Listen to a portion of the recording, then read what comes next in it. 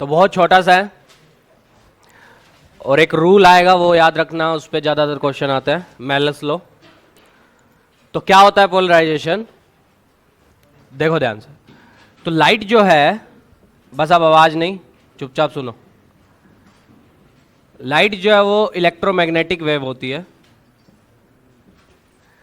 ठीक है। Electromagnetic wave detail में पढ़ेंगे 12th क्लास में, अभी के लिए समझने के लिए इलेक्ट्रोमैग्नेटिक वेव वो वेव जिसमें इलेक्ट्रिक और मैग्नेटिक फील्ड दोनों प्रेजेंट होते हैं, ठीक है ना। और किधर होते हैं, सपोज ये अगर वेव की डायरेक्शन है, प्रोपागेशन ऑफ वेव, तो इलेक्ट्रिक और मैग्नेटिक फील्ड जो है वो इसके परपेंडिकुलर होंगे, ठीक है। इसके परपेंडिकुलर इलेक्ट्रिक फील्ड और इलेक्ट्रिक फील्ड के परपेंडिकुलर मैग्नेटिक फील्ड, मतलब तीनों म्यूचुअली परपेंडिकुलर होंगे आपस में।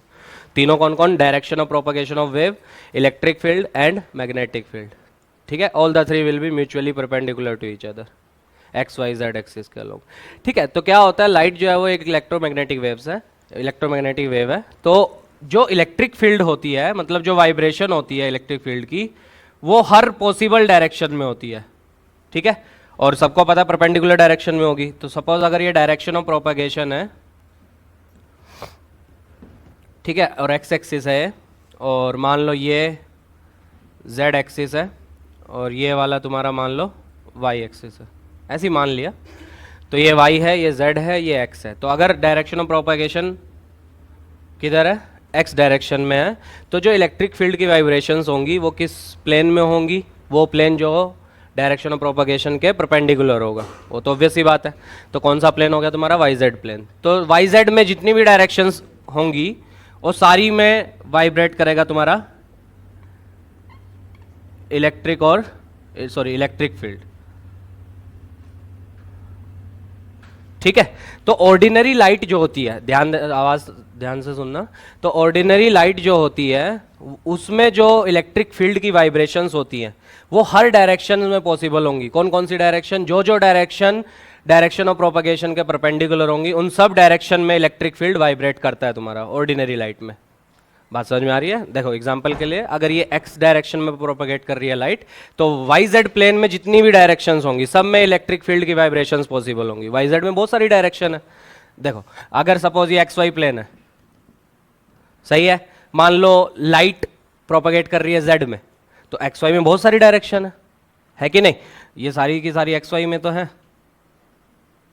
ये एक्स वाई प्लेन ही तो है सारा का सारा। तो इलेक्ट्रिक फील्ड की जो वाइब्रेशंस है वो किस डायरेक्शन में है तुम्हारी, इस केस में एक्स वाई प्लेन में, ठीक है।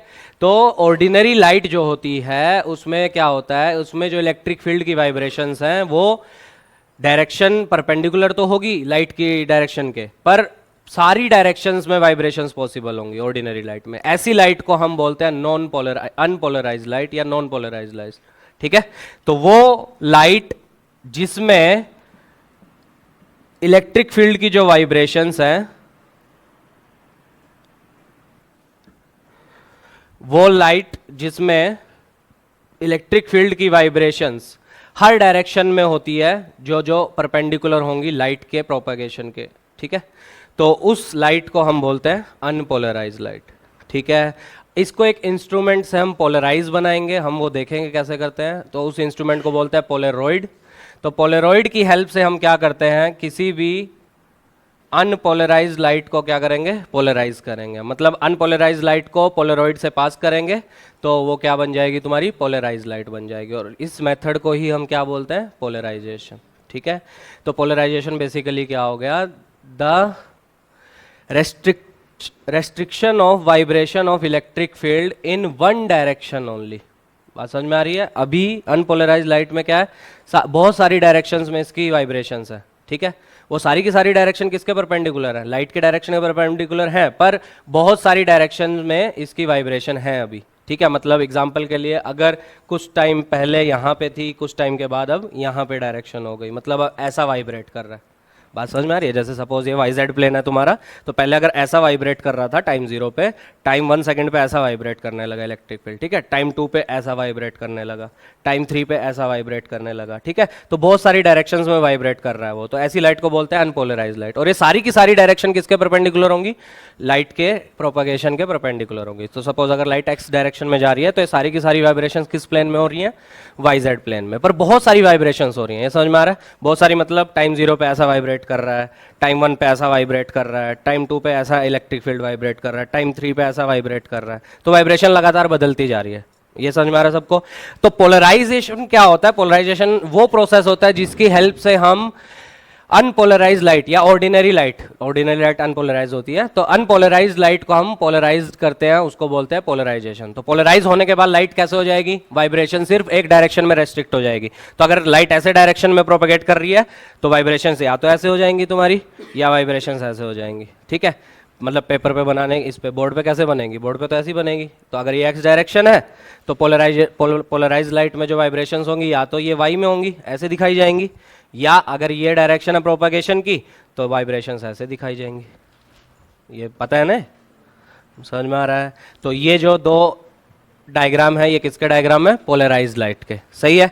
और बोर्ड पे हम अनपोलराइज कैसे बनाएंगे? ये डायरेक्शन ऑफ प्रोपगेशन है तो अनपोलराइज बनेगी ऐसे। समझ में आ रही है? दो डायरेक्शन पॉसिबल है।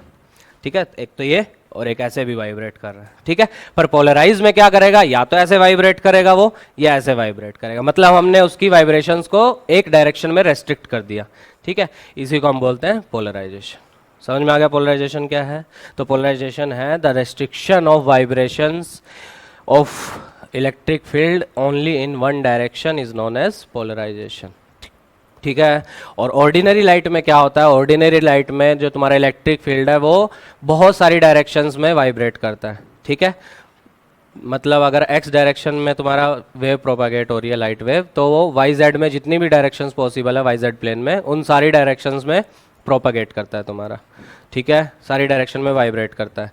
तो अब इसको पोलराइज कैसे करते हैं? हम एक इंस्ट्रूमेंट यूज़ करेंगे, हम एक डिवाइस यूज़ करेंगे जिसको बोलेंगे पोलरॉइड। तो पोलरॉइड से जब हम अनपोलराइज्ड लाइट को पास कराते हैं तो वो क्या बन जाएगी? पोलराइज्ड लाइट बन जाएगी। मतलब जो लाइट निकलेगी बाहर पोलरॉइड से, उसमें जो वाइब्रेशंस होंगी इलेक्ट्रिक फील्ड की वो सिर्फ एक डायरेक्शन में रेस्ट्रिक्ट होंगी। ठीक है, अब बोर्ड पे बनाने के लिए हम कैसे बनाएंगे? हम बार बार वो सब नहीं बनाएंगे। बोर्ड पे हम कैसे बनाएंगे? अनपोलराइज्ड को हम ऐसे दिखाएंगे, ये डायरेक्शन ऑफ प्रोपागेशन। ये अनपोलराइज क्यों है, समझ में आ रहा है? तो ये हो गई तुम्हारी अनपोलराइज्ड। ठीक है, और पोलराइज दिखाने के दो तरीके हैं, या तो डॉट डॉट से दिखाओ, ये भी यही बता रहा है कि एक डायरेक्शन में रेस्ट्रिक्ट हो गई, या एरो से दिखाओ, ये भी यही, एरो के साथ डॉट मत लगा देना, ये भी यही दिखा रहा है कि एक डायरेक्शन में रेस्ट्रिक्ट हो गई। ठीक है, तो या तो ऐसे बना लो या ऐसे बना लो। ठीक है, दोनों में फर्क क्या है बस वो याद रखना। इसमें ये बता रहा है कि रेस्ट्रिक्शन जो तुमने लगाई है, मतलब जो वाइब्रेशन अब है वो किस में है? प्लेन ऑफ पेपर में है। सही है, और ये बता रहा है जो वाइब्रेशंस है वो प्लेन ऑफ पेपर के बाहर है, out of plane of paper. पता है ना, रोटेशन में पढ़ चुके हैं ना। तो in the plane of paper vibrations और ये आउट ऑफ प्लेन ऑफ, ये समझ में आ रहा है? और इसमें क्या है? दोनों डायरेक्शन ये पॉसिबल बता रहे हैं, इसलिए कौन सी लाइट का इंडिकेशन है? Unpolarise light. ठीक है, तो हम बोर्ड पे नोटबुक में ऐसे बनाएंगे, अनपोलराइज, पोलराइज, पोलराइज। ठीक है, तो या तो ऐसे बनेगी पोलराइज या ऐसे बनेगी। ठीक है, अनपोलराइज लाइट को पोलराइज करने के बहुत सारे तरीके हैं, तो हमारे सिलेबस में सिर्फ एक ही है, पोलराइजेशन बाय रिफ्लेक्शन। ठीक है, वो उसमें एक रूल आने वाला है, ब्रूस्टर लॉ, वो भी इंपॉर्टेंट है, उस पर क्वेश्चन आया था 2018 में। तो उसके सारे कंसेप्चुअल क्वेश्चंस याद रखना, क्या क्या होता है उसमें, कैसे होता है, वो सब ध्यान देना। ये समझ में आ गया पोलराइजेशन क्या होता है? तो लिखो पोलराइजेशन। तो सबसे पहले लिखो ऑर्डिनरी लाइट। ऑर्डिनरी लाइट या हम बोल सकते हैं unpolarised light. Ordinary light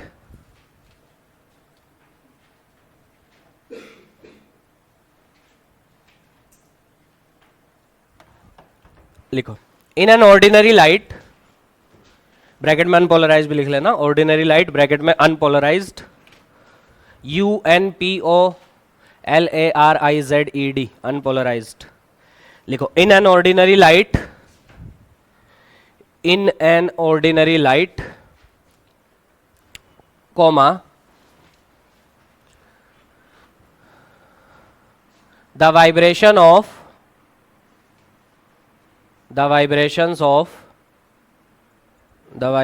of electric field is in all the directions is in all the directions perpendicular to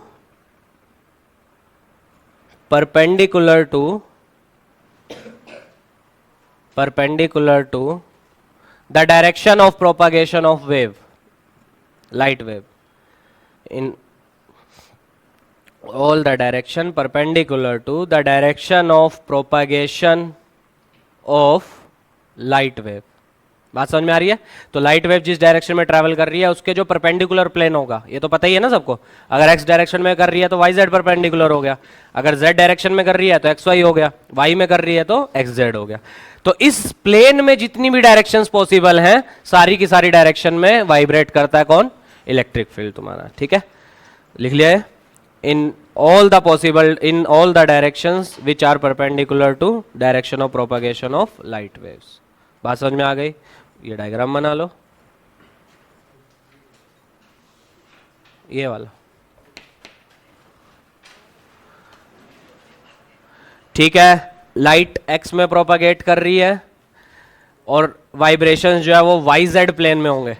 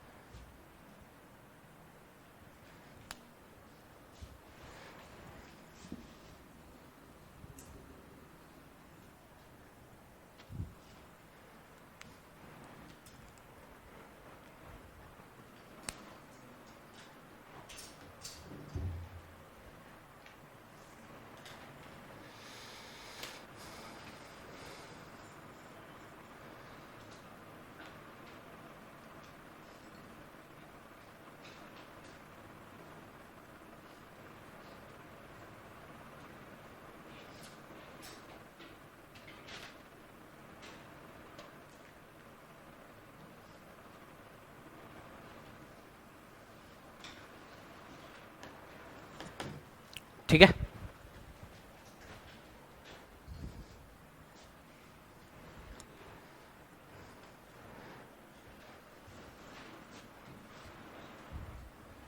ये गोला नहीं बनाना, गोला तो मैंने ऐसे ही बनाया.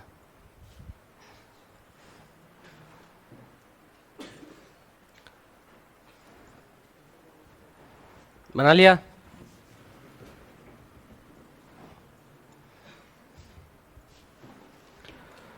ठीक है,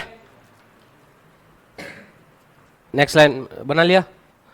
लिखो नेक्स्ट लाइन में, light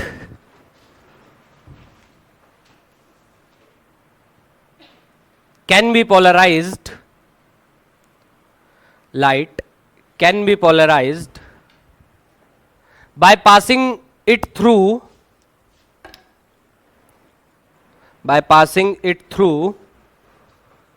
a polaroid, Polaroid, polaroid. ठीक है, नेक्स्ट टाइम में लिखो पोलराइज्ड लाइट होती क्या है, डेफिनेशन क्या है? Polarised light, polarized light. लिखो the light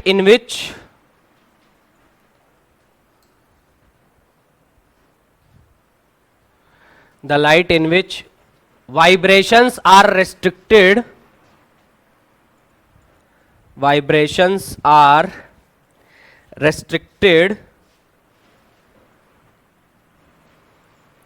only in one direction,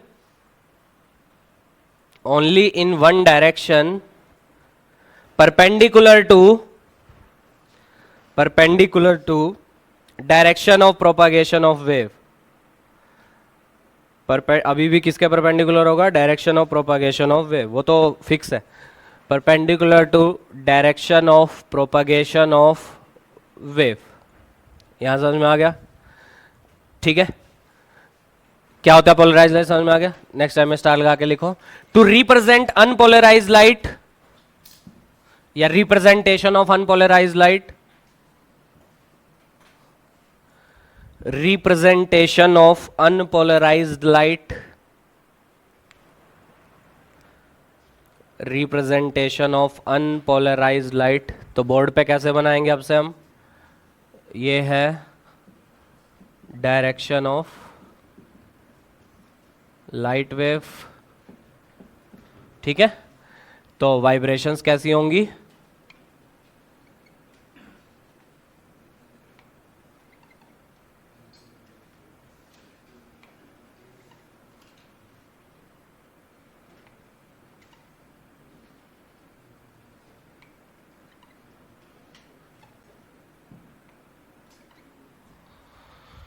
ठीक है,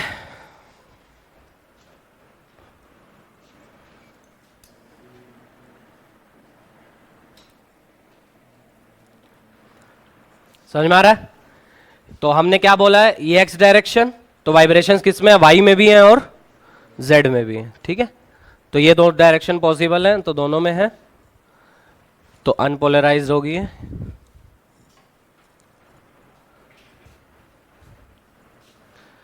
तो एरो के साथ डॉट भी बना दोगे तो अनपोलराइज हो जाएगी। तो और पोलराइज बनाने के लिए या तो एरो बनाओ या डॉट बनाओ, ठीक है?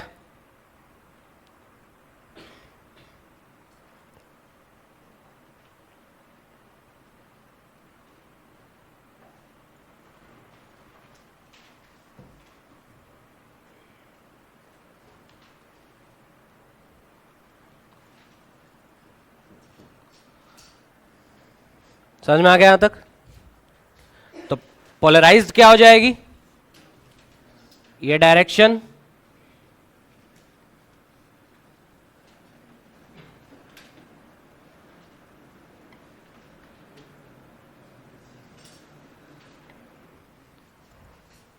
तो या तो ये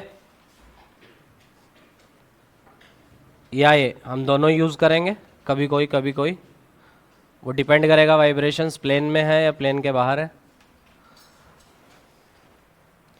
ठीक है? तो ये बता रहा है तुम्हारा vibrations in the plane of paper,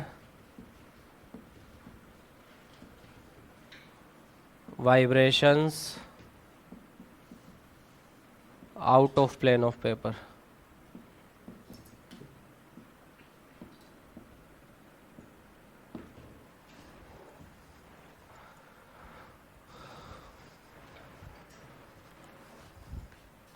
और ये दोनों पोलराइज लाइट बता रहे हैं।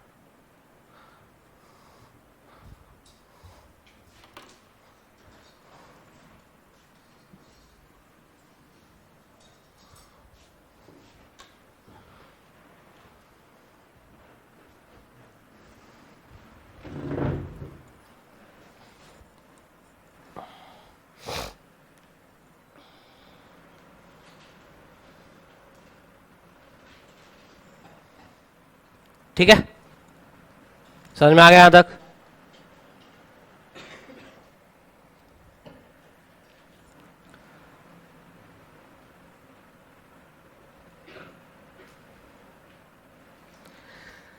अब एक बहुत इंपॉर्टेंट चीज जो बहुत बार पूछी जाती है कंसेप्चुअल क्वेश्चंस में, लाइट जो है वो ट्रांसवर्स नेचर की है या लॉन्गिट्यूडनल नेचर की है?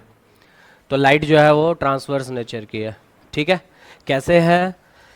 तो लाइट को हम पोलराइज कर रहे हैं, यहाँ पे कर रहे हैं सेक्शन में, तो लाइट पोलराइज हो रही है, और पोलराइज सिर्फ और सिर्फ कौन सी वेव्स हो सकती हैं? Transverse wave. लॉन्गिट्यूडनल वेव्स कभी भी पोलराइज नहीं हो सकती है, ठीक है? तो कभी भी क्वेश्चन पूछ ले कि लाइट जो है वो ट्रांसवर्स नेचर शो करती है, कौन सा फिनोमिना बताता है? ये फिनोमिना बताता है पोलराइजेशन, ठीक है? क्योंकि लाइट को हम पोलराइज कर रहे हैं, और पोलराइज सिर्फ और सिर्फ किसको किया जा सकता है? ट्रांसवर्स वेव को पोलराइज किया जा सकता है, लॉन्गिट्यूडनल वेव को पोलराइज नहीं किया जा सकता, ठीक है? वो भी समझ में आ जाएगा क्यों नहीं पोलराइज कर सकते उसको, ठीक है? तो ये भी लिख लेना, बहुत इंपॉर्टेंट चीज है, स्टार लगा के। Only transverse waves can be polarised as आगे लिख लेना, as only transverse waves can be polarised,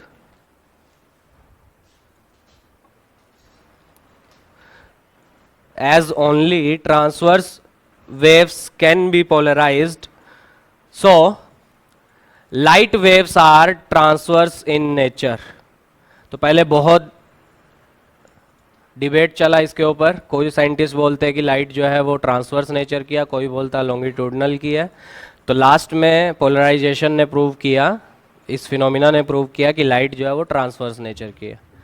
ठीक है, क्योंकि सबको पता था कि लॉन्गिट्यूडनल को हम पोलराइज तो नहीं कर सकते हैं, पर लाइट हमने पोलराइज की है, तो मतलब लाइट लॉन्गिट्यूडनल तो नहीं है, तो इसलिए लाइट क्या होगा, वो ट्रांसवर्स नेचर की होगी। तो कभी भी पूछे लाइट ट्रांसवर्स कौन सा फिनोमिना बताता है, वो बताता है पोलराइजेशन। इंटरफेरेंस बताता है, नहीं बताता। और कौन सा था, डिफ्रैक्शन बताता है, वो भी नहीं बताता। तो कौन बताता है, पोलराइजेशन बताता है। ठीक है, तो लाइट के पार्टिकल नेचर से हम क्या क्या चीज़ें देख चुके हैं। सबसे पहला फिनोमेना देख चुके हैं इंटरफेरेंस, फिर देख चुके हैं डिफ्रैक्शन, और थर्ड पोलराइजेशन। ठीक है, यही 3 पढ़ रहे हैं हम इस चैप्टर में। समझ में आ रहा है यहाँ तक? ठीक है, तो अब देखो क्या हो गया, कुछ नहीं हुआ। तो देखो पोलरॉइड क्या होता है, मतलब लाइट को हम पोलराइज कैसे करते हैं। तो ये होता है एक पोलरॉइड तुम्हारा। ठीक है, इसका एक ट्रांसमिशन एक्सिस होता है। तो सपोज मैंने ये वाला ले लिया, ठीक है, ये भी हो सकता है, कोई दिक्कत नहीं है। तो ये ट्रांसमिशन एक्सिस हो गया। तो हम क्या करते हैं, तो जैसी लाइट को हम इसके ऊपर इंसिडेंट कराते हैं, तो अभी सारी डायरेक्शंस में वाइब्रेट कर रही है, मतलब अनपोलराइज लाइट है। ठीक है, तो जैसी लाइट यहां तक पहुंचेगी, तो उसके बाद क्या होता है, पोलरॉइड क्या करता है, पोलरॉइड सिर्फ उन्हीं वाइब्रेशंस को अपने से पास होने देगा जो वाइब्रेशंस उसके ट्रांसमिशन एक्सिस के पैरेलल डायरेक्शन में है। बात समझ में आ गई? पोलरॉइड सिर्फ उन्हीं वाइब्रेशंस को अपने से पास होने देगा जो वाइब्रेशंस ट्रांसमिशन एक्सिस के पैरेलल डायरेक्शन में होंगे, ये याद रखना। ठीक है, जो ट्रांसमिशन एक्सिस के पैरेलल नहीं होंगी या ट्रांसमिशन के अलोंग नहीं होंगी, वो उनको पास होने नहीं देगा, वो उनको वापस भेज देगा। ठीक है, तो मतलब यहाँ से जो लाइट पास होगी वो उस वही वाइब्रेशंस यहाँ से निकल सकती हैं जो कि ट्रांसमिशन एक्सिस, ये लिया है मैंने, तो इसके पैरेलल होंगी। बात समझ में आ गई है? तो देखो, तो सपोज ये है, तो क्या होगा, ये दोनों डायरेक्शन में वाइब्रेशन दिखा रहा है।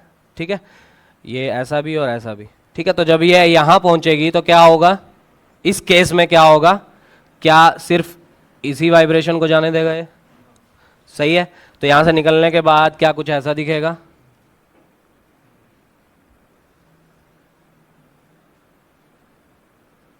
सही है। तो सिर्फ किन वाइब्रेशंस को पास होने दे रहा है, जो वाइब्रेशंस ट्रांसमिशन एक्सिस के पैरेलल डायरेक्शन में होंगी। ठीक है, तो इन वाइब्रेशंस को पास होने नहीं देगा ये। ठीक है, तो ये वाइब्रेशंस पास हुई तुम्हारी, तो इसलिए हमको अनपोलराइज लाइट से क्या मिल गई, पोलराइज लाइट मिल गई। ये तो एग्जाम्पल के लिए, ऐसे बहुत सारे एग्जाम्पल है। सपोज पोलरॉइड तुम्हारा ऐसा है,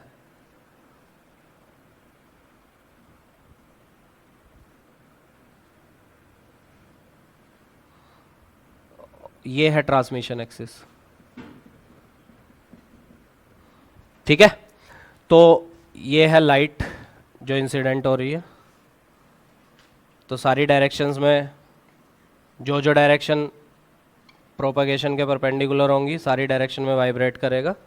ठीक है, तो सिर्फ कौन से वाइब्रेशंस को जाने देगा, जो ट्रांसमिशन एक्सिस के पैरेलल रहेंगी। सही है, तो पता है क्या कौन कौन सी आएंगी, तो कौन कौन सी आएंगी तुम्हारी, ये देखो, जैसे फॉर एग्जांपल इसकी बात करें, ये वाली, तो ये वाली जो है, क्या इसका कंपोनेंट इस डायरेक्शन के अलोंग आ सकता है,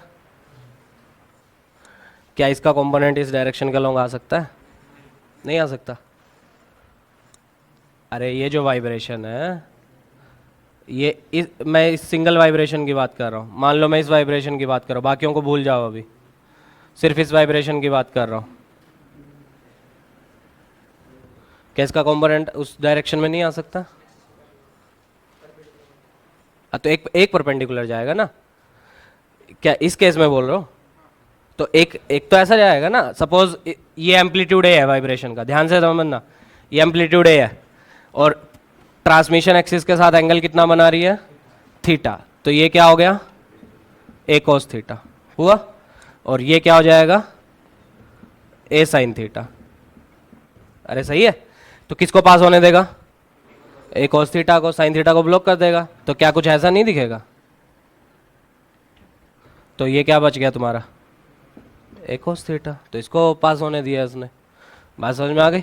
तो जितनी भी वाइब्रेशंस है जिसके सारे के सारे कंपोनेंट ट्रांसमिशन एक्सिस के अलोंग लाई करेंगे, उन सारे के सारों को किधर होगा? अपने से पास होने देगा, बाकी सारों को क्या करेगा? ब्लॉक करेगा, जिसकी वजह से अनपोलराइज लाइट को क्या करता है? पोलराइज करता है तुम्हारा। क्यों? इसने एक सिंगल ट्रांसमिशन एक्सिस के अलोंग जो भी वाइब्रेशंस होंगी सिर्फ उन्हीं को अलाउ कर रहे हैं, तो सारी की सारी वाइब्रेशंस को इसने एक सिंगल डायरेक्शन में रेस्ट्रिक्ट कर दिया। तो यही तो है हमारा पोलराइज लाइट। तो पोलराइज लाइट क्या होता है? सारी की सारी वाइब्रेशंस जो हैं, जो पहले हो रही थी, उन सारी वाइब्रेशंस को किस में रेस्ट्रिक्ट कर रहा है? एक सिंगल डायरेक्शन में रेस्ट्रिक्ट कर रहा है। ठीक है, अभी भी ये किसके परपेंडिकुलर है? लाइट के प्रोपेगेशन के परपेंडिकुलर है, पर अब ये सिंगल डायरेक्शन में रेस्ट्रिक्ट कर रहा है तुम्हारा। तो ये तो मैं एक की बात कर रहा हूँ, सपोज इसकी बात करोगे या कोई और वाइब्रेशन है उसकी बात करोगे, तो कुछ ना कुछ कंपोनेंट तो आएगा ना ट्रांसमिशन के अलोंग। नहीं आएगा तो उसको पास होने नहीं देगा। ठीक है, तो ट्रांसमिशन के अलोंग कंपोनेंट लो तो उसी को सिर्फ पास होने देगा, बाकी को पास नहीं होने देगा। जैसे फॉर एग्जांपल अगर इस वाइब्रेशन की बात करें, अगर इसका एम्पलीट्यूड ए था तो सिर्फ कितने को पास होने दे रहा है? ए cos थीटा को। थीटा किसके साथ एंगल बना रहा है? वो ट्रांसमिशन एक्सिस। ठीक है, मेलस लॉ आगे इसी के ऊपर बेस्ड है। ठीक है ना, तो अभी आगे मेलस लॉ भी पढ़ेंगे। तो पोलराइड बेसिकली होता है क्या? पोलराइड एक ऐसा इंस्ट्रूमेंट होता है जो उन वाइब्रेशंस को अपने से पास होने देता है जो वाइब्रेशंस उसके ट्रांसमिशन एक्सिस के पैरेलल डायरेक्शन में होंगी। ठीक है, अगर नहीं है तो क्या होगा? उसके पैरेलल डायरेक्शन, उसकी ट्रांसमिशन एक्सिस के डायरेक्शन में उसका एक कंपोनेंट आएगा। बात समझ में आ रही है? खुद ही सोचो ना, देखो सपोज ऐसा ऐसा समझो, इसको भूल जाओ थोड़ी देर के लिए। ऐसा समझो ये ट्रांसमिशन एक्सिस है, ठीक, ऐसा समझो ये ट्रांसमिशन एक्सिस है। लाइट अभी कहां जा रही है वो भूल जाओ। ठीक है, और वाइब्रेशन लाइट के परपेंडिकुलर डायरेक्शन में। ठीक है, तो जैसी ही यहां पे आएगी, जैसी पोलराइड से पास होगी लाइट, तो क्या होगा? वाइब्रेशन ने कैसी भी तो आएगी, आएगी ऐसी ऐसी ऐसी बहुत डायरेक्शन में आएंगी। ठीक है, तो जब ये वाइब्रेशन आएगी, जब ये पोलराइड से पास होगी, मान लो इसका एम्पलीट्यूड ए है, तो क्या होगा? ये इसको पास नहीं होने देगा? होने देगा, मतलब पूरे को पास नहीं होने देगा। कैसे देगा? मान लो ये एंगल कितना बना रहा है इसके साथ? थीटा। तो ए का कौन सा कंपोनेंट को पास होने देगा? ए cos थीटा। साइन थीटा को ब्लॉक कर देगा। तो यहां से क्या आगे निकल गया? यहां से आगे निकल गया ए cos थीटा। समझ में आ रहा है? तो सारी की सारी जो वाइब्रेशंस है उसने इस डायरेक्शन में रेस्ट्रिक्ट करेगा उसकी। तो इसकी, ये तो सिंगल उसकी बात हुई वाइब्रेशन की, ऐसी बहुत सारी वाइब्रेशंस है। तो क्या होगा? सबके के सारे को क्या हो जाएंगे? cos वालों को उधर जाने देगा और साइन वालों को क्या कर देगा? ब्लॉक कर देगा। बस बात समझ में आ रही है? तो ये एक सिंगल है, मान लो ये ऐसा है, एक वाइब्रेशन ऐसी भी थी मान लो। ठीक है, जिसका एम्पलीट्यूड कितना है? ए, बस उसका थीटा बदल जाएगा, उसका थीटा ये होगा। सही है कि नहीं? तो ए का इधर कंपोनेंट है cos थीटा, फिर साइन थीटा भी आएगा तो उसको ये अलाउ करेगा। ठीक है, कोई और वाइब्रेशन मान लो ऐसी थी तो उसका एंगल ले लो उसके साथ, तो उसको पास होने देगा जो इसके अलोंग आएगा। ठीक है, जो नहीं आएगा उसको ब्लॉक कर देगा। या एक वाइब्रेशन ऐसी थी, ठीक है, एक वाइब्रेशन कोई ऐसी थी, तो सारे के सारे कंपोनेंट उधर ले लो। बात समझ में आ रही है? तो सारे के सारे कंपोनेंट उधर ले लो, तो जो जो ट्रांसमिशन के अलोंग होंगे उनको पास होने देगा, जो जो नहीं होंगे उनको ब्लॉक कर देगा तुम्हारा। ठीक है, और जिसकी हेल्प से क्या करता है तुम उसको पोलराइज कर देगा। तो ये जो लाइट बाहर निकलती है इसको हम बोलते हैं प्लेन पोलराइज्ड लाइट। ठीक है, और ये जो अंदर एंटर की ये कौन सी थी? Unpolarised light. ठीक है, तो पोलराइड की हेल्प से हम क्या करते हैं? अनपोलराइज्ड लाइट को प्लेन पोलराइज्ड बनाते हैं। ठीक है, तो अनपोलराइज्ड लाइट मतलब वो लाइट जिसमें वाइब्रेशंस बहुत सारी डायरेक्शन में थी। ठीक है, और वो डायरेक्शन मैं 50 बार बोल चुका हूँ परपेंडिकुलर रहेंगी लाइट के डायरेक्शन के। ठीक है, तो मैं लाइट की डायरेक्शन नहीं बनाने जा रहा। फिर उसके बाद पोलराइड से पास किया, तो पोलराइड क्या करता है? वो सिर्फ उन्हीं वाइब्रेशंस को अपने से पास होने देगा जो उसके ट्रांसमिशन एक्सिस के पैरेलल होंगी। ठीक है, तो अगर कोई नहीं है, कोई ऐसा एंगल बना के जा रही है उसके ट्रांसमिशन के साथ, तो उसका एक कंपोनेंट ले लो ट्रांसमिशन के अलोंग, दूसरा ट्रांसमिशन के परपेंडिकुलर आ जाएगा। ठीक है, तो जो ट्रांसमिशन के अलोंग आएगा उसको पास होने देगी वो। तो ऐसे बहुत सारे वाइब्रेशंस होंगे, एक वाइब्रेशन नहीं है, अनपोलराइज में बहुत सारे वाइब्रेशंस है, ठीक है। तो ऐसे बहुत सारे वाइब्रेशंस होंगी, तो बहुत सारे कंपोनेंट आएंगे किसके अलोंग, टी एक्सिस के अलोंग, तो वो उन्हीं को पास होने देगा। अब तुम ये सोचोगे सर इतने सारे को कैसे निकालेंगे, तो उसका एक जनरल रिजल्ट आएगा, बस वो याद रखना, तो उतने को ही वो पास होने देगा तुम्हारा, ठीक है। तो मतलब अगर आई इंटेंसिटी की लाइट आ रही है तो क्या आई को पास होने दे रहा है पोलरॉइड, नहीं, इंटेंसिटी लगातार क्या करेगी, लगातार डिक्रीज करेगी ना, क्योंकि वो सिलेक्टेड वाइब्रेशंस को अपने से पास होने दे रहा है। तो पहले तो पूरी के पूरा वो आ रहा था लाइट, अनपोलराइज लाइट जिसकी इंटेंसिटी आई थी, अब उसको पोलरॉइड से पास करा रहे हो, उसको पोलराइज करवा रहे हो तुम, तो अब क्या होगा, तुम्हारा इंटेंसिटी लगातार क्या होगी, डिक्रीज होगी, ठीक है। तो जब अनपोलराइज लाइट को पोलरॉइड से पास कराते हो और अनपोलराइज की अगर इंटेंसिटी आई नॉट है, तो पोलराइज होने के बाद जो इंटेंसिटी होगी वो हो जाएगी आई नॉट बाय 2, जस्ट आधी हो जाएगी, याद रखना। तो जब भी अनपोलराइज लाइट को पहले पोलरॉइड से पास कराते हो, पहले, ये ध्यान देना, बहुत सारे पोलरॉइड रास्ते में लगा सकते हैं, क्वेश्चन आ चुका है नीट में। तो जब अनपोलराइज लाइट को पहले पोलरॉइड से पास कराते हो, तो मतलब वो प्लेन पोलराइज हो गई, तो उसकी जो इंटेंसिटी निकल के आएगी वो क्या आएगी, तुम्हारी आधी इंटेंसिटी आएगी, ठीक है। क्यों आधी आएगी, देखना, ध्यान से सुनना। सपोज इसका एम्पलीट्यूड था ए वाइब्रेशंस का, जो भी डायरेक्शंस थी वाइब्रेशन की, बहुत सारी वाइब्रेशंस है, तो सबका एम्पलीट्यूड ए है, ठीक। तो किस कंपोनेंट को बाहर जाने दे रहा है, ए cos थीटा जाने दे रहा है। तो मतलब क्या मैं एक चीज बोल सकता हूं, ए नेट जो होगा वो क्या होगा तुम्हारा, ए cos थीटा, अरे होगा, क्योंकि ए cos थीटा को ही तो जाने दे रहा है, थीटा हमने किसके साथ एंगल माना है, ट्रांसमिशन एक्सिस के साथ। तो आई नेट कितना होगा, मतलब कितनी नेट इंटेंसिटी होगी, ए नेट का square, I net is proportional to A square, तो ए नेट का स्क्वायर कितना हो जाएगा, A square cos square theta. तो आई नेट कितना हो गया, ए स्क्वायर मतलब एम्पलीट्यूड सिंग इसका, तो इसका मैंने कितना माना है, आई नॉट, तो I not cos square theta. यहां तक समझ में आया। अब थीटा तो बहुत सारे होंगे क्योंकि वाइब्रेशंस बहुत सारी हैं, और कहां से कहां तक वेरी करेगा थीटा तुम्हारा, 0 से 2 पाई तक, ये समझ में आ रहा है। सपोज ये ट्रांसमिशन एक्सिस है, तो वाइब्रेशंस बहुत सारी डायरेक्शंस में है ना, तो थीटा कहां से कहां, मान लो एक वाइब्रेशन ये है तो थीटा एक्यूट होगा इसके लिए, ठीक है। एक वाइब्रेशन ये है तो थीटा क्या हो जाएगा, ऑब्ट्यूज हो जाएगा। एक वाइब्रेशन ये है, थीटा क्या हो जाएगा, 0 हो जाएगा। एक वाइब्रेशन ये है, थीटा क्या हो जाएगा, 180 हो जाएगा। समझ में आ रहा है क्या, तो थीटा कहां से कहां तक वेरी करेगा, 0 से 2 पाई तक। तो क्या मुझे इसका एवरेज लेना पड़ेगा, और सबको पता है cos स्क्वायर थीटा का एवरेज जो होता है वो हाफ होता है, पढ़ चुके हो ना ये, कितनी बार पोटेंशियल एनर्जी में पढ़े थे, cos स्क्वायर थीटा और sin स्क्वायर थीटा का एवरेज जो होता है वो क्या होता है, हाफ। तो इसलिए जो एवरेज इंटेंसिटी निकल के आएगी सारी की सारी वाइब्रेशंस की, वो कितनी आएगी, आई नॉट बाय 2। ये समझ में आ रहा है। तो मतलब जब भी एक अनपोलराइज लाइट को पहली बार पोलरॉइड से पास कराते हैं तो उसकी जो इंटेंसिटी है वो इनिशियल की क्या हो जाएगी, आधी हो जाएगी। उसके बाद मेलस लॉ लगने वाला है। मेलस लॉ कब से लगना चालू होगा, जब पहले पोलरॉइड से पास हो चुकी है, मतलब इंटेंसिटी आधी हो चुकी है, उसके बाद तुमको मेलस लॉ लगाना है। मेलस लॉ कैसे वो निकलता है, क्या बोलता है, वो हम आगे पढ़ेंगे। ये समझ में आ रहा है अनपोलराइज को पोलराइज कैसे करते हैं, ठीक है। कोई डाउट किसी को तो लिखो स्टार लगा के। पोलरॉइड, इसमें बहुत इजी इजी क्वेश्चन आते हैं, बस ध्यान से सुनते जाना। Polaroid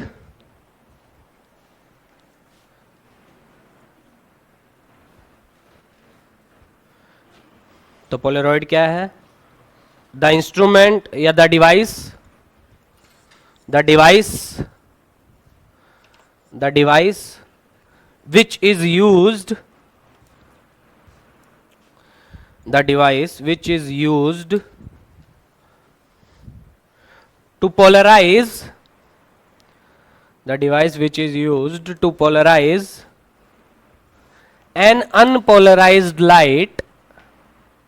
which is used to polarize an unpolarized light,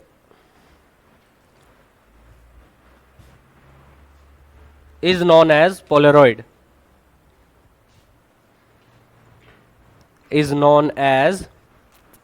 Polaroid. बात समझ में आ गई, is known as Polaroid, full stop. It allows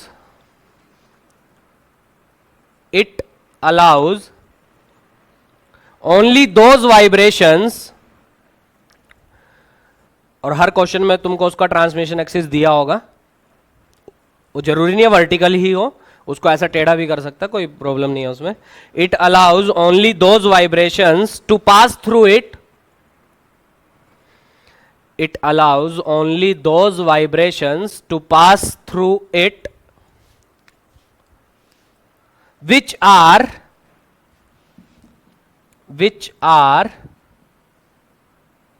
perpendicular, sorry, which are parallel, लिख भी लिया, which are parallel to its transmission axis, which are parallel to its transmission axis। समझ में आ रहा है? तो जो जो वाइब्रेशंस उसके ट्रांसमिशन एक्सिस के पैरेलल होंगी सिर्फ उन्हीं को वो पास होने देगा। ठीक है, क्या हुआ?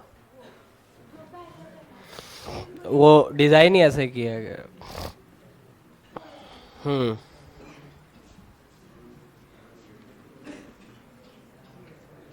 ठीक है, तो मतलब अगर आवाज नहीं, ट्रांसमिशन एक्सिस ऐसा है उसका, ऐसा सही है, तो वाइब्रेशंस बहुत सारी हैं, ये बहुत सारी हैं, तो सारी की सारी वाइब्रेशंस क्या होंगी, सारी की सारी का अगर कोई कंपोनेंट इसके डायरेक्शन में आ रहा है तो सिर्फ उसी को पास होने देगा अपने से।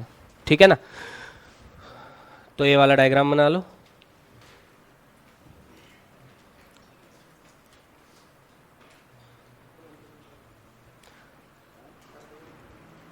तो एकदम सिंपल तरीके से बताया, वन पोलराइज्ड ट्रांसमिशन एकदम सीधा, तो ये वाली वाइब्रेशंस को ब्लॉक कर देगा और इन वाली को जाने देगा।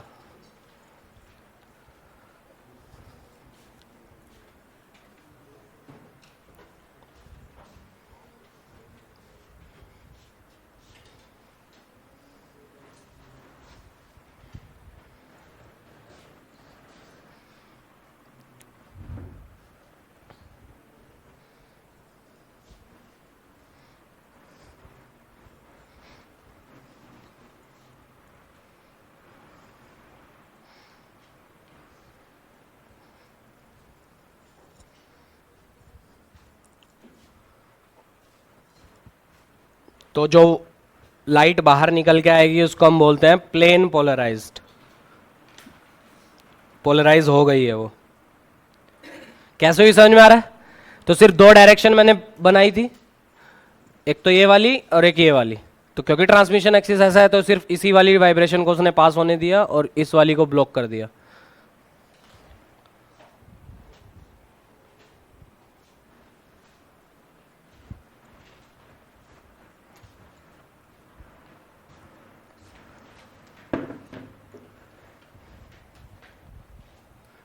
इसमें सबसे ज्यादा जो क्वेश्चन आते हैं वो आते हैं लॉ ऑफ मेलस पर।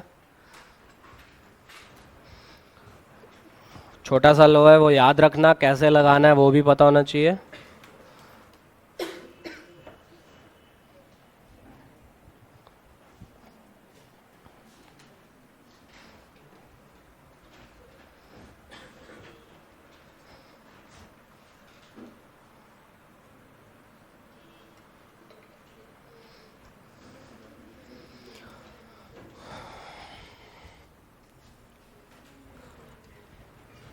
बना लिया?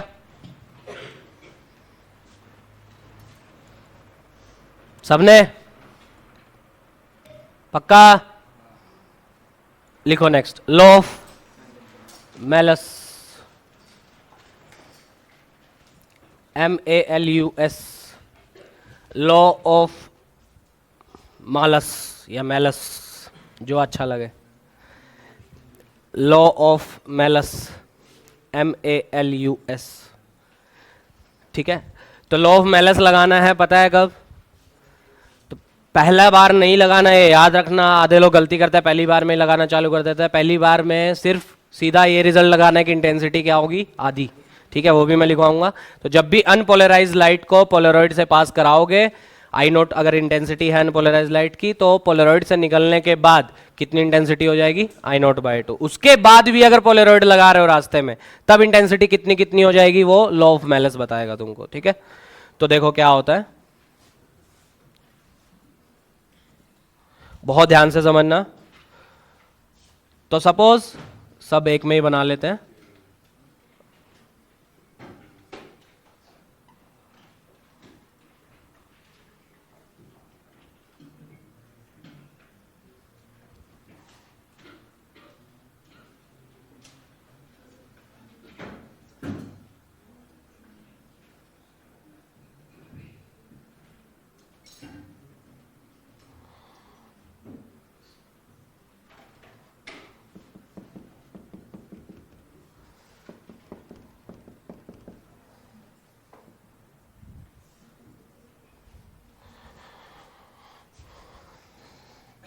तो सपोज ये अनपोलराइज थी, ये हम डिस्कस कर चुके हैं, ठीक है। तो इस पोलरॉइड से पास की, ठीक है, ये ट्रांसमिशन एक्सिस है, ये वाला, ठीक है। तो आवाज नहीं, तो जैसी ये वाइब्रेशंस यहां एंटर की तो क्या होगा, तो मैं एक ही वाइब्रेशन से समझा रहा हूं। सपोज ये वाइब्रेशन एक ऐसी है, ठीक है, बहुत सारी हैं, ऐसी ऐसी भी होंगी, फिर ऐसी भी होंगी, समझ रहे हो ना। तो एक वाइब्रेशन हम ले रहे हैं, कोई भी एक, तो मैं ये वाइब्रेशन ले रहा हूं, ठीक है। एम्पलीट्यूड मान लो कितना है, ए, और ट्रांसमिशन एक्सिस के साथ कितना एंगल बना रही है, थीटा। तो ए का ये कंपोनेंट क्या आएगा, ए कोस थीटा, और ये वाला आएगा ए साइन थीटा, ठीक है। तो सिर्फ किसको अलाउ करेगा वो, ए कोस थीटा। तो मतलब सारे के ए कोस थीटा जो है वो, तो ट्रांसमिशन एक्सिस के अलोंग जितने कंपोनेंट आएंगे सबके सबको अलाउ करेगा और सबको अपने से पास होने देगा। तो मतलब वाइब्रेशन जो है वो इस डायरेक्शन में रेस्ट्रिक्ट हो जाएंगी। समझ में आ रहा है कि नहीं, क्योंकि इन्हीं वाइब्रेशंस को पास ही होने दे रहा है वो। तो इस डायरेक्शन में वाइब्रेशंस रेस्ट्रिक्ट हो जाएंगी तुम्हारी। कोई डाउट यहाँ तक किसी को, ठीक है। तो अगर मैं इंटेंसिटी निकालने जाऊं कि अगर आई नॉट इंटेंसिटी की लाइट एंटर की थी तो कितने की बाहर निकली पोलरॉइड से, तो आई नॉट बाई 2। वो कैसे आया, अभी अभी देखा। तो आई नेट जो होगा वो किसके इक्वल होगा तुम्हारा, ए, या ए नेट अगर लिखोगे तो क्या आएगा, ए कोस थीटा। ए इसका एम्पलीट्यूड था, सही है। तो ए कोस थीटा, तो आई नेट कितना आ जाएगा, ए नेट का स्क्वायर, तो ए स्क्वायर कॉस स्क्वायर थीटा, और ए स्क्वायर क्या था तुम्हारा, आई नॉट। ये समझ में आ रहा है ना, कंफ्यूज मत होना। तो I net is equal to I nought cos square theta. अब थीटा हर एक वाइब्रेशंस के लिए अलग अलग होंगे। इस वाइब्रेशन की बात की थी तो थीटा एक्यूट था, ठीक है। अगर कोई वाइब्रेशंस ऐसी हैं तो उसके लिए ऑब्ट्यूज होगा। तो थीटा कहाँ से कहाँ तक वेरी करेगा, 0 से 2 पाई। तो मुझे अगर नेट इंटेंसिटी जो बाहर निकली है लाइट की वो अगर निकालनी है तो सबका एवरेज लेना पड़ेगा। तो कॉस स्क्वायर थीटा का एवरेज कितना होता है तुम्हारा, हाफ। एक कंप्लीट साइकिल में कॉस स्क्वायर थीटा का एवरेज हाफ होता है, बहुत बार पढ़ चुके हैं। तो इसलिए जो आई नेट आएगी, नेट इंटेंसिटी या एवरेज इंटेंसिटी भी बोल सकते हैं, वो कितनी आएगी, आई नॉट बाई 2। ये रिजल्ट याद रखो सीधा, ठीक है। कैसे आया वो समझ में आया, कोई नहीं पूछने जा रहा कैसे आया, पर याद होना चाहिए। तो अगर कोई अनपोलराइज्ड लाइट किसी पोलरॉइड से पास करती है तो उसकी जो इंटेंसिटी है वो पास होने के बाद आधी हो जाएगी। तो आई नॉट थी तो आई नॉट बाय 2 हो जाएगी, ठीक है। इसके बाद क्या होगा वो हम देखने जा रहे हैं, ठीक है। तो इसके बाद बहुत ध्यान से सुनना, अब आने वाला लॉ ऑफ मेलस, वो भी लगभग यही है, मिलता जुलता है, कुछ नया नहीं है। तो अगर मान लो ये I1 हो गई, मैं कैसे डिनोट कर रहा समझ में आ रहा है, आई नॉट, I1, यहां से निकलने के बाद I2, अगले के बाद I3, फिर I4, ऐसे चलती जा रही है, ठीक है। तो I1 आई नॉट की टर्म में आ गया, आई नॉट बाई 2। I2 कितना आएगा, I2 मतलब जो इस पोलरॉइड से पास होगी, ठीक है। वो कैसे निकालना, आप ध्यान से सुनना, ठीक है, बहुत ध्यान से सुनना। तो ये इसका ट्रांसमिशन एक्सिस, इसका ट्रांसमिशन एक्सिस कैसा था, वर्टिकल। तो यहां पे बना लो, ऐसा था। दोनों के ट्रांसमिशन में एंगल मान लो कितना है, थीटा, ठीक है। थीटा याद रखना क्या लिया है हमने, थीटा लिया है दोनों पोलरॉइड के बीच में, दोनों पोलरॉइड के ट्रांसमिशन एक्सिस के बीच में एंगल। ये याद रखना, आधों से गलती होती है, थीटा क्या होता है, ठीक है। रिजल्ट में अब थीटा एक आएगा, वो जो थीटा आएगा वो याद रखना, वो थीटा है दो लगातार जो पोलरॉइड है तुम्हारे उनके ट्रांसमिशन एक्सिस के बीच एंगल, ठीक है। तो अगर इसका ट्रांसमिशन एक्सिस ऐसा है, पिछले वाले का ट्रांसमिशन ऐसा है, तो पहले दोनों को एक जगह पे ड्रॉ करो, कंफ्यूजन होती है बहुत। तो ये वर्टिकल है तो इसको उठा के यहाँ पे ड्रॉ करो पहले। तो इसका ये पहले का ट्रांसमिशन एक्सिस, ये इसका ट्रांसमिशन एक्सिस, तो दोनों में एंगल मान लो कितना है, थीटा, सही है। तो अब जब लाइट पास करेगी इससे तो कितनी, कैसी लाइट बाहर निकलेगी, किस डायरेक्शन में निकलेगी, ये समझ में आ रहा है, किस डायरेक्शन में निकलेगी, बताना किस डायरेक्शन में निकलेगी। जब ये वाली लाइट यहां से पास करेगी, ये पोलराइज हो चुकी है, अब इससे पास निकलेगी तो कैसी डायरेक्शन में आएगी बाहर,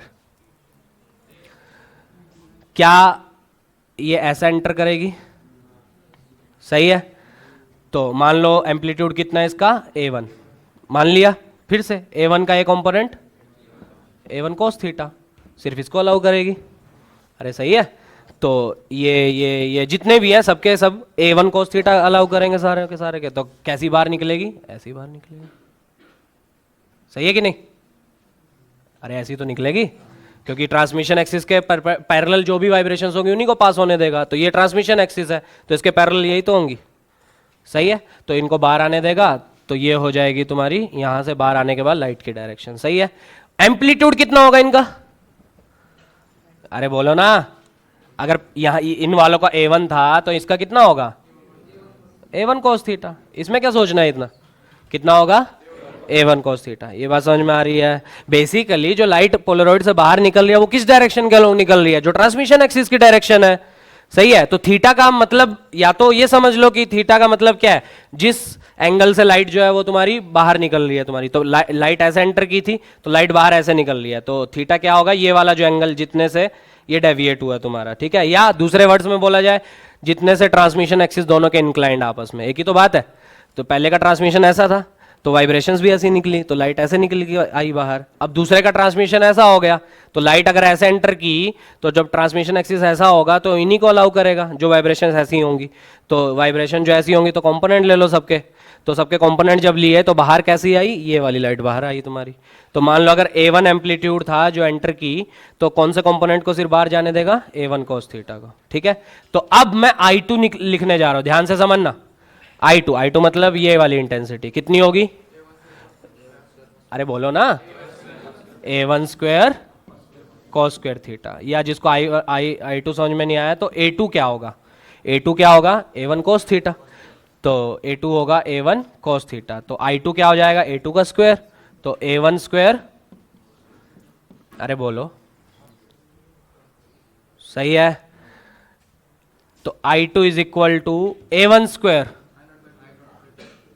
या I0 का भी भूल जाओ तो क्या मैं इसको I1 लिख सकता हूं, अरे लिख सकता हूं, तो I2 is equal to I1 cos square theta. यही है तुम्हारा क्या, लॉ ऑफ मेलस, कुछ नया नहीं है, समझ में आ रहा है। तो लॉ ऑफ मेलस क्या बोलता है, सिंपल, अगर तुम्हारे पास दो पोलरॉइड है, ध्यान से सुनना, पोलरॉइड 1 पोलरॉइड 2, तो पोलरॉइड 1 से अगर I1 इंटेंसिटी की लाइट पास हो रही है, मतलब पोलरॉइड 1 से पास होने के बाद अगर लाइट की इंटेंसिटी I1 है, तो 2 से पास होने के बाद इंटेंसिटी कितनी होगी, वो होगी I1 जो पिछले से पास होके आई है, I1 cos square theta. Theta बहुत इंपॉर्टेंट है, यहां पे ध्यान देना, थीटा होगा दोनों के ट्रांसमिशन एक्सिस के बीच एंगल। सही है, अब I1 कितना होगा वो समझ में आ रहा है, अगर ये अनपोलराइज लाइट पोलरॉइड 1 से पास होके आई थी तो I1 कितना होगा, I0/2, वो मैं नहीं बताने जा रहा, वो खुद से तुमको समझ में आना चाहिए।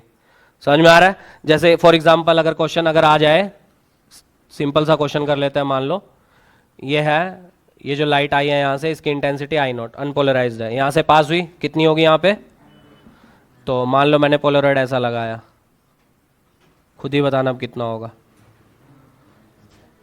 अरे रुक जाओ ना,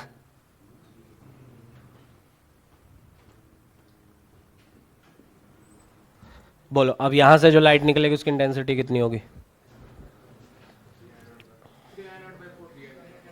बोलो,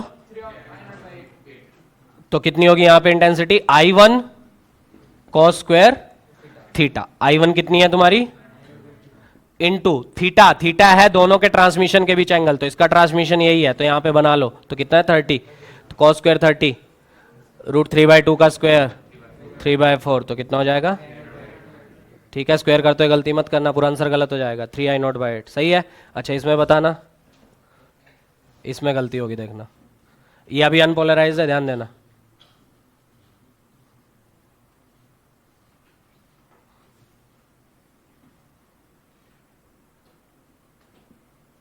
ये अनपोलराइड है जिसकी इंटेंसिटी I0, ये पहला पोलरॉइड से पास करवाया,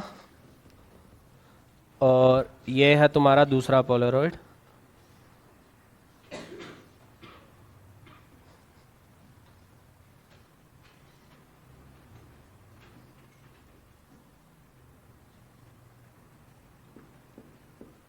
अब बताओ दूसरे से पास होने के बाद लाइट की इंटेंसिटी कितनी होगी,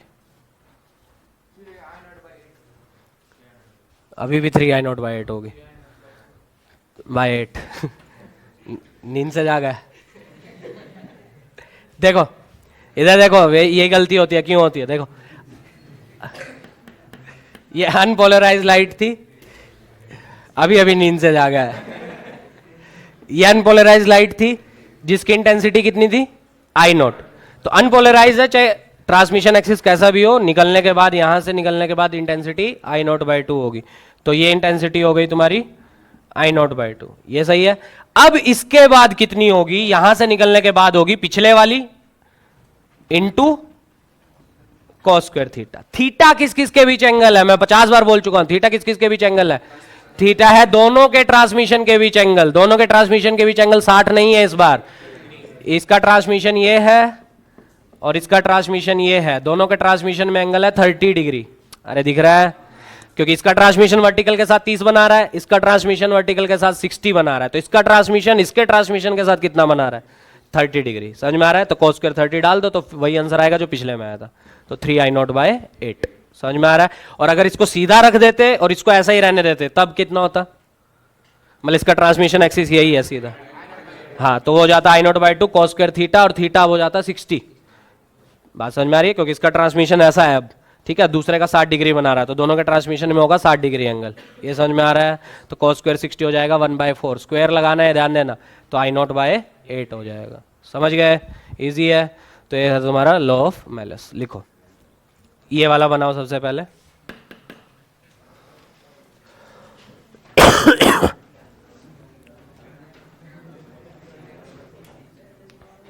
सिर्फ डायग्राम बनाओ।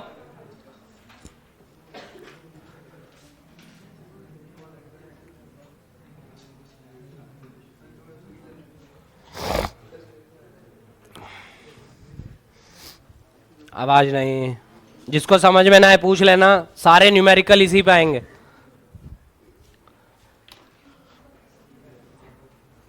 ठीक है, सिंपल है, कुछ भी नहीं है। ट्रांसमिशन के अलोंग जो वाइब्रेशंस है उनको पास करेगा, बाकी सबको पास नहीं होने देगा। अच्छा ये बताओ, कभी ऐसा हो सकता है लाइट पास ही ना करे? क्या कभी ऐसा हो सकता है कि पोलराइड से लाइट पास ही ना करे अगर एंगल 90 डिग्री हो जाए? बात समझ में आ गई? मतलब पहले का ट्रांसमिशन ऐसा, दूसरे का ट्रांसमिशन ऐसा।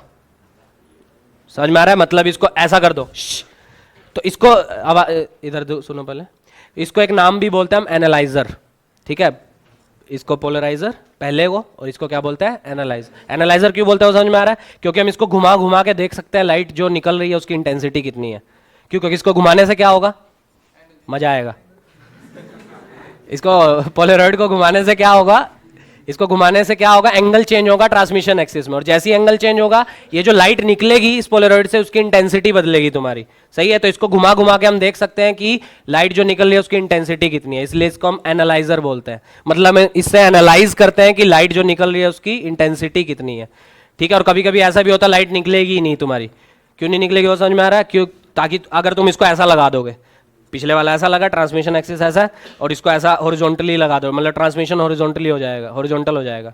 तो ये हॉरिजॉन्टल, इसका वर्टिकल, तो दोनों में एंगल 90, तो cos स्क्वायर 90 करोगे तो क्या हो जाएगा, 0। तो कोई लाइट ही नहीं निकलेगी तुम्हारी उस केस में। समझ में आ रही है?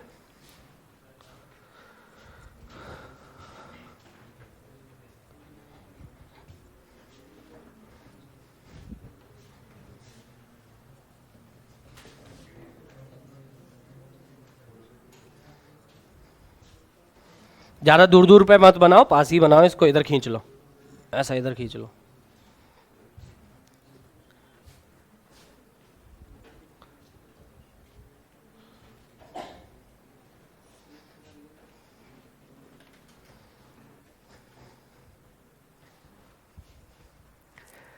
तो पहले पोलराइजर से हमने क्या किया, अनपोलराइज लाइट को पास करवाया, तो सिर्फ उन्हीं वाइब्रेशंस को पास होने दिया जो उसके ट्रांसमिशन एक्सिस के अलोंग थी या पैरेलल थी।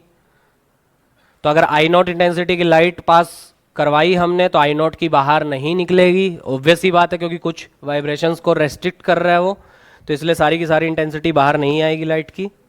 तो कितनी बाहर आएगी, आधी बाहर आएगी। तो जब भी अनपोलराइज लाइट को पास करवाओगे तो आधी इंटेंसिटी बाहर आएगी लाइट की। ठीक है, वो आधी क्यों आती है, एवरेज लेने की वजह से।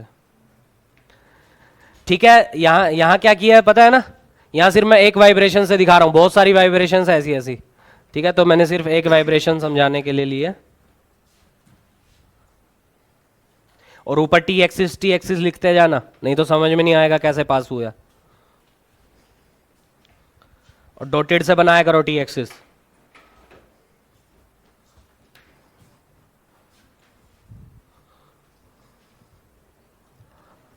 जिसको समझ में ना है पूछ लेना।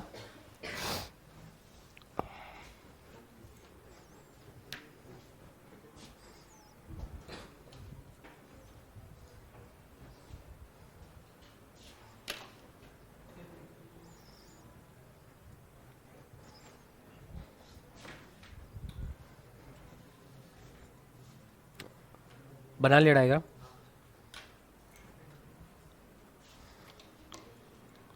तो यहां पे हमने एम्पलीट्यूड माना A1, तो A1 एम्पलीट्यूड जब निकला तो बाहर निकला A1 cos थीटा, ये सब बना लेना। तो यहां था A, यहां पे A1, यहां पे A1 cos थीटा।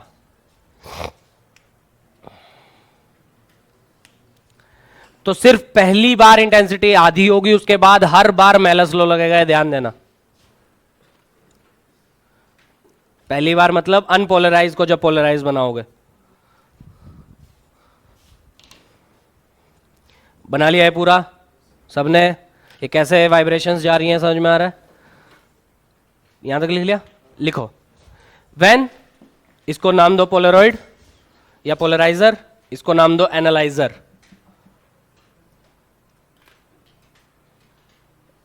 ये है पोलरॉइड या पोलराइजर और ये एनालाइजर। ठीक है, इसको एनालाइजर इसलिए बोला जाता है क्योंकि इसको रोटेट करवा के हम देखते हैं लाइट कितनी बाहर निकल रही है। ठीक है, तो नेक्स्ट लाइन में लिखो। लिख लिया सबने सब कुछ? लिखो when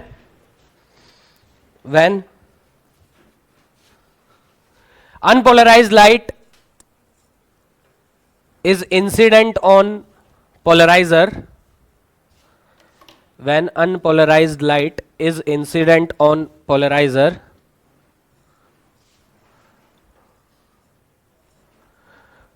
comma, the components of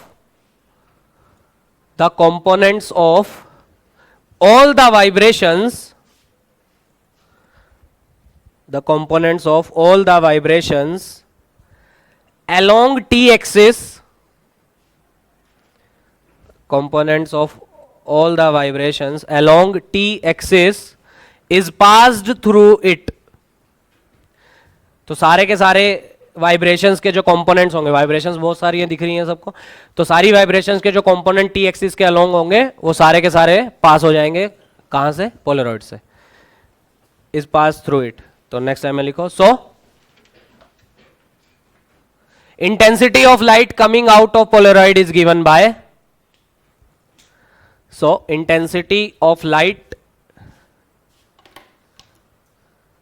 coming out of polaroid is given by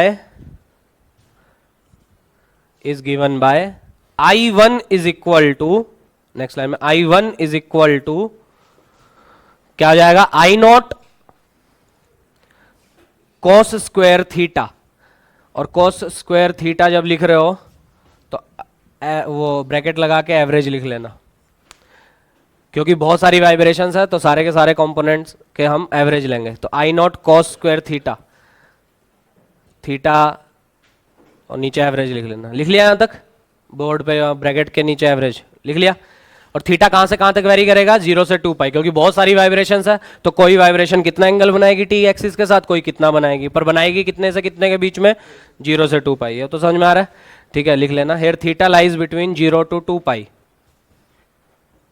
hair theta lies between 0 to 2 pi, here theta lies between 0 to 2 pi. ठीक है, and average value of cos square theta and average value of cos square theta, एक minute, and average value, हाँ बोलो।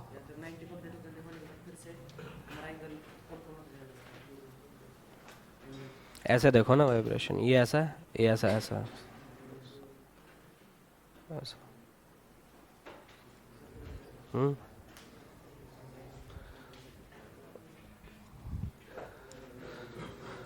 तो average value of cos square theta between 0 and 2 pi is half, between 0 and 2 pi is half.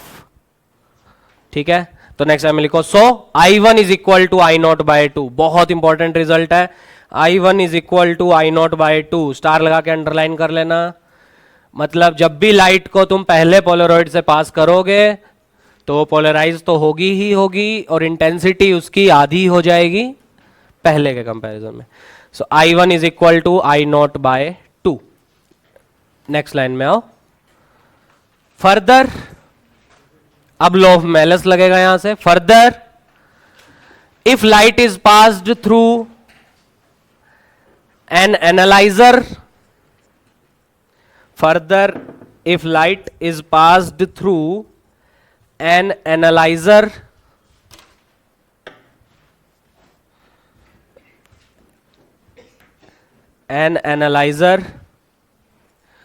comma intensity of light coming out from it is given by intensity of light coming out from it is given by coming out from it is given by। सीधा लिखवा दूं या पूरा लिखना है तो पूरा लिख लो। तो कितना एम्पलीट्यूड आएगा, A1 cos थीटा, A1 पिछले वाले का जो एंटर किया था, ठीक है। तो इंटेंसिटी कितनी होगी, एम्पलीट्यूड का स्क्वायर। उसके बाद तो पता ही है क्या किया, या सीधा रिजल्ट लिखना है, सीधा रिजल्ट लिख लो ये, और इसको अंडरलाइन कर लेना और लिख लेना यही है लॉ ऑफ मेलस। कुछ भी नहीं है, बहुत इजी है, बस थीटा याद रखना। थीटा में बहुत गलतियां करते हैं और स्क्वायर लगाना है, ध्यान देना। तो I2 is equal to I1 cos square theta. I2 I1 क्या है वो सब समझ में आ रहा है, एकदम क्लियर रखो। स्टार्टिंग में जो आ रही थी उसकी इंटेंसिटी देखो, फिर आधी करो उसको, फिर उसके बाद मेलस लॉ लगाना चालू करो, ठीक है। 2 3 4 कितने भी लगा दे, वैसे नीट ज्यादा से ज्यादा 2 लगाया आज तक, तो 2 पोलराइड रास्ते में, ठीक है। तो स्टेटमेंट बदल भी सकता है, थोड़ा घुमा भी सकता है, तो अगर सब कुछ ध्यान से समझ जाए तो हो जाएगा। तो I2 is equal to I1 cos square theta. थीटा लिख लेना यहां पे, बहुत इंपॉर्टेंट है। Here theta is angle between T axis, TAXES plural कर दो। Here theta is T angle between T axis AXES of the polarizer and analyzer, of the polarizer and analyzer, ठीक है। नेक्स्ट लाइन में लिखो छोटा सा result star लगा के। If theta is equal to 90 degree, if theta is equal to 90 degree comma I is equal to 0, I is equal to 0, तो क्या होगा, एरो लगा के लिखो। So no light will pass through analyzer, so no light will pass through analyzer, ठीक है। तो ऐसे हम लाइट के साथ खेल खेल सकते हैं पोलराइड के हेल्प से, ठीक है। और यहीं से हम प्रूव किए, मतलब हम क्या साइंटिस्ट प्रूव किए कि लाइट जो है वो ट्रांसवर्स नेचर की होती है, लॉन्गिट्यूडनल नेचर की नहीं होती है, ठीक है। तो लास्ट टॉपिक चैप्टर का लिखो, पोलराइजेशन बाय यूजिंग रिफ्लेक्शन। छोटा सा टॉपिक है, वो भी सारी चीजें याद रखना। Polarisation by using reflection, bracket में लिख लेना ब्रूस्टर्स लॉ, इसको ब्रूस्टर्स लॉ भी बोला जाता है।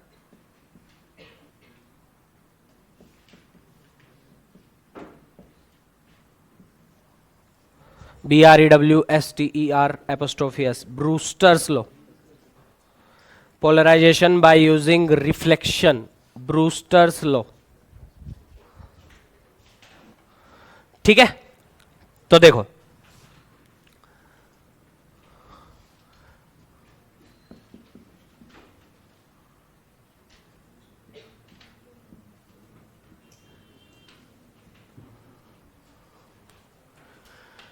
तो सपोज ऊपर एयर है, नीचे कोई और मीडियम है, ग्लास मान लो, रिफ्रैक्टिव इंडेक्स मान लो म्यू, और ये बाउंड्री सेपरेट कर रही है दोनों मीडियम को, ठीक है।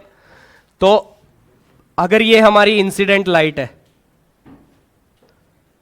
कौन सी लाइट है? इंसिडेंट, ठीक है। और ये लाइट कैसी है? ये लाइट अभी है अनपोलराइज्ड, मतलब ऑर्डिनरी लाइट है।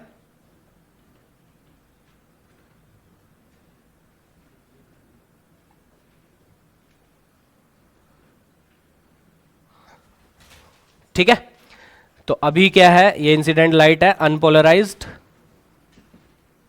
तो जैसी ये इसके ऊपर इंसिडेंट हुई, मान लो एंगल ऑफ इंसिडेंस कितना है?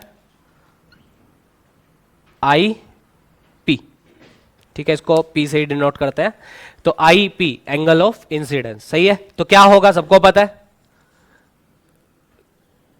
रिफ्लेक्शन भी होगा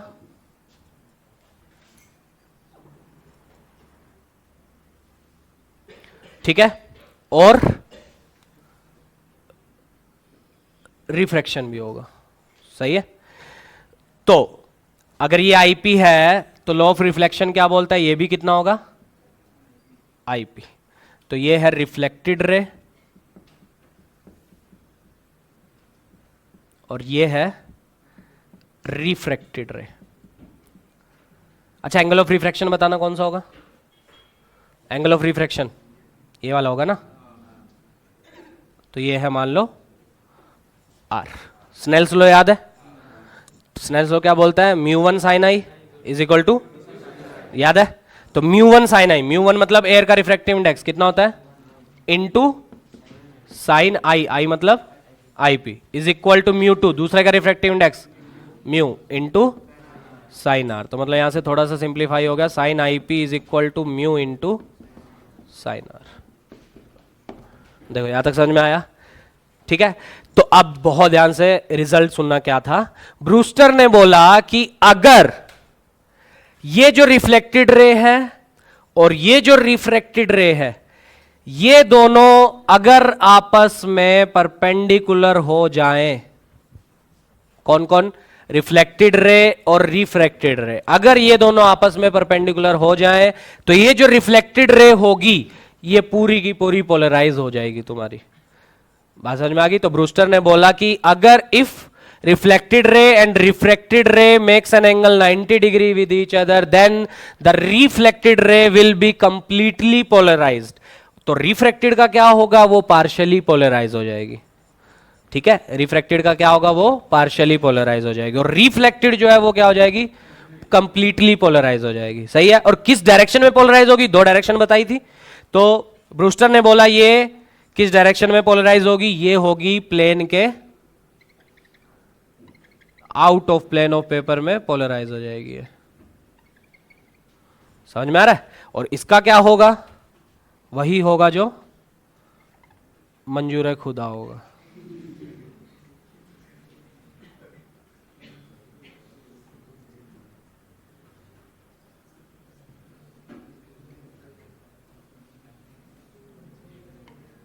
सही है, तो ये क्या हो जाएगी? Partially polarize. दिख रहा है?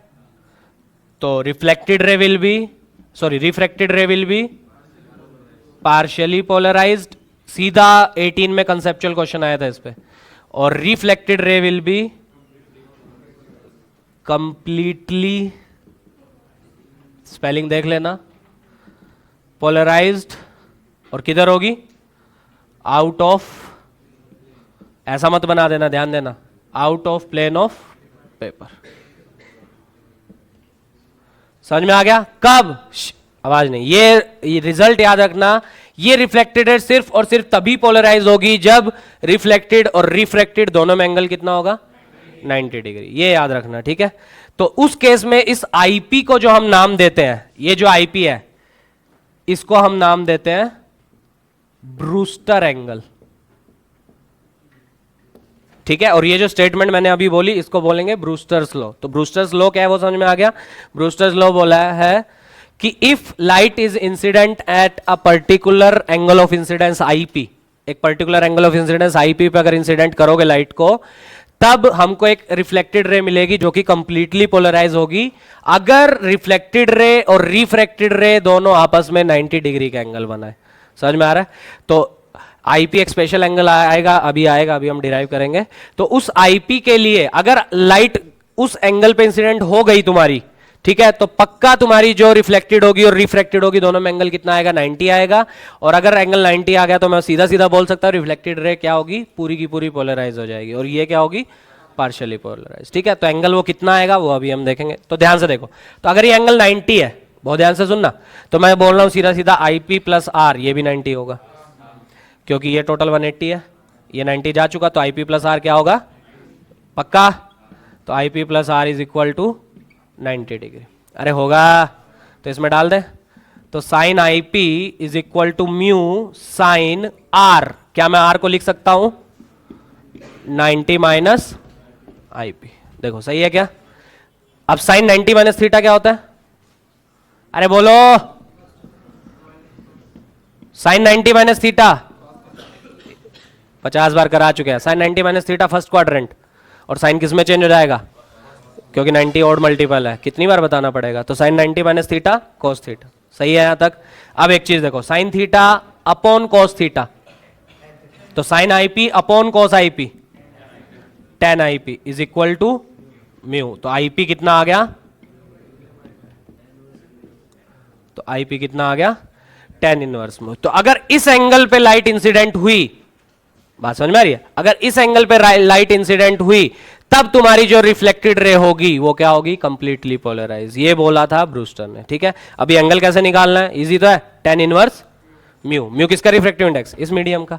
मान लो क्वेश्चन में दिया √3, तो कितने एंगल पे पोलराइज हो जाएगी? कितने एंगल पे इंसिडेंट होना पड़ेगा? 60। तो अगर लाइट 60 डिग्री पे इंसिडेंट हुई तो रिफ्लेक्टेड रे जो मिलेगी वो क्या मिलेगी? Completely polarize. अरे समझ में आ रहा है? पक्का? कोई भी डाउट किसी को? कैसे आया? म्यू अगर √3 हो गया तो आईपी कितना हो जाएगा? Tan inverse √3। और टेन इनवर्स √3 पता है ना सबको? कितने एंगल पे √3 होगा टेंजेंट, ये मतलब होता है। तो टेन इनवर्स √3 कितने पे होता है? 60, मतलब π/3। तो मतलब अगर एंगल ऑफ इंसिडेंस तुम्हारा 60 हो जाए तो तुम्हारा जो रिफ्लेक्टेड रे मिलेगी वो क्या मिलेगी? Completely polarize. तो ये है तुम्हारा ब्रूस्टर लॉ। समझ में आ गया? पक्का? फिर से रिपीट करूं तो ब्रूस्टर लॉ क्या है? अगर लाइट को, कौन सी लाइट है? अनपोलराइज, तो इसको एक पर्टिकुलर एंगल ऑफ इंसिडेंस पे अगर तुम इंसिडेंट करवाते हो तब जो रिफ्लेक्टेड रे मिलेगी वो तुमको कंप्लीटली पोलराइज मिलेगी। और ये एंगल ऑफ इंसिडेंस ऐसा होगा ताकि रिफ्लेक्टेड रे और रिफ्रैक्टेड रे दोनों आपस में क्या होंगी? 90 डिग्री पे होंगी। कंसेप्चुअल क्वेश्चन बहुत आते हैं इसमें, कब होगा, कौन सी लाइट कंप्लीटली पोलराइज होगी, कैसे पोलराइज होगी, आउट ऑफ प्लेनो पेपर या प्लेनो पेपर में। ठीक है, और रिफ्रैक्टेड रे क्या होगी, क्या वो पूरी पोलराइज होगी या नहीं होगी? ठीक है, और आईपी होगा कितना? Ten inverse mu. ठीक है, या ये अच्छे से याद नहीं रहता है तो ये याद रख लो, इससे भी वही आएगा। क्या? टेंजेंट आईपी या tangent I is equal to mu. तो म्यू की वैल्यू डाल दो, वहां से आई निकाल लो। सही है? तो लिखो ब्रूस्टर्स लॉ। तो चैप्टर कंप्लीट, वेव ऑप्टिक्स खत्म।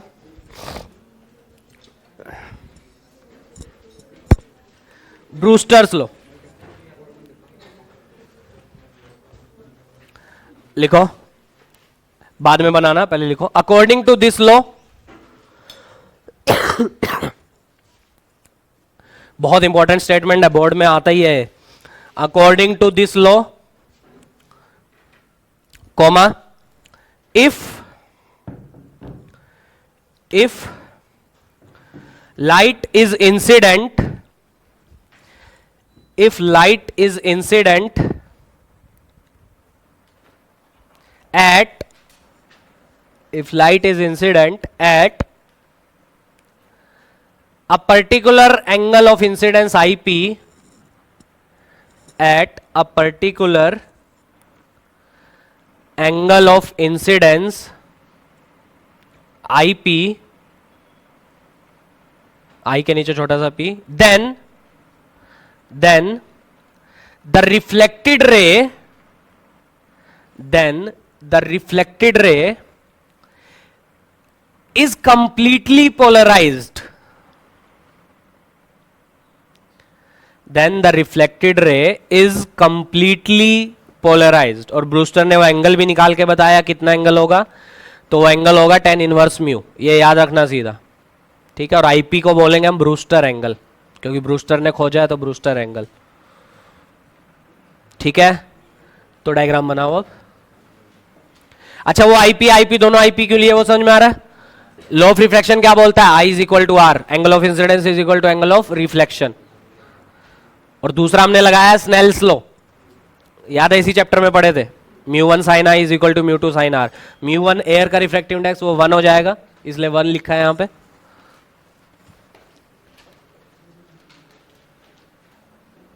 तो ऊपर एयर है, नीचे कोई और मीडियम है, जनरली ग्लास रहता है पर ऐसी मीडियम नाम दे दो उसको, रिफ्रैक्टिव इंडेक्स म्यू। ये वाइब्रेशन सही से बनाना, अनपोलराइज्ड, पोलराइज, पार्शियली पोलराइज।